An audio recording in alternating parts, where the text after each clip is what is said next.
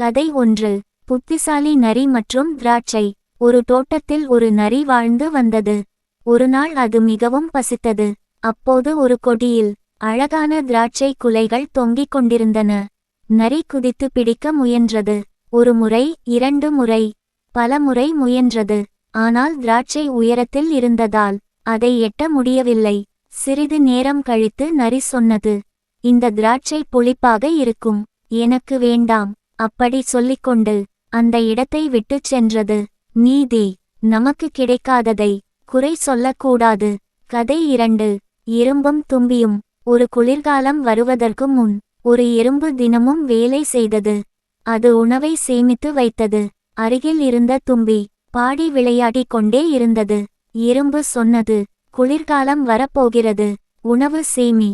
தும்பி சிரித்தது, இப்போ விளையாட நேரம் தான் என்றது. குளிர்காலம் வந்தது. தும்பிக்கு உணவு இல்லை. அது எறும்பிடம் உதவி கேட்டது. எறும்பு உதவி செய்தது மற்றும் ஒரு பாடம் சொல்லியது. நீதி: முன்கூட்டியே திட்டமிட வேண்டும். கதை 3. பொறுமையான ஆமை.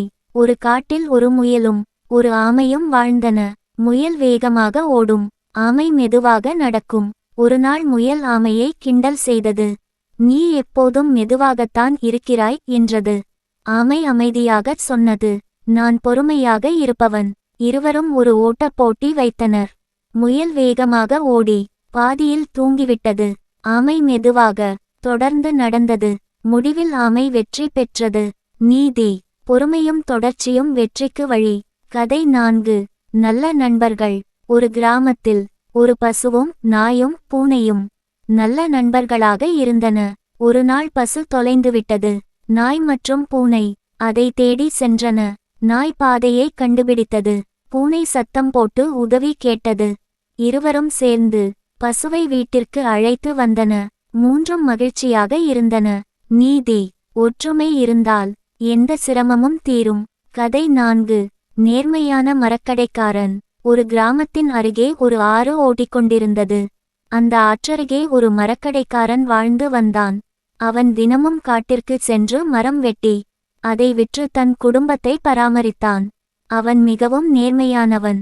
ஒருநாள் மரம் வெட்டிக்கொண்டிருந்தபோது அவனுடைய இரும்பு கோடாரி தவறி ஆற்றில் விழுந்துவிட்டது.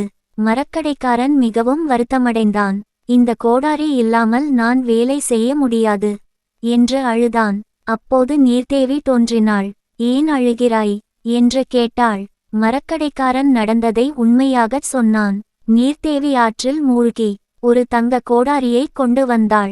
இது உன்னுடையதா என்று கேட்டாள். மரக்கடைக்காரன் சொன்னான், இல்லை, இது என்னுடையது அல்ல. பிறகு அவள் வெள்ளி கோடாரியை கொண்டு வந்தாள். அதையும் அவன் மறுத்தான். கடைசியாக அவள் இரும்பு கோடாரியை கொண்டு வந்தாள்.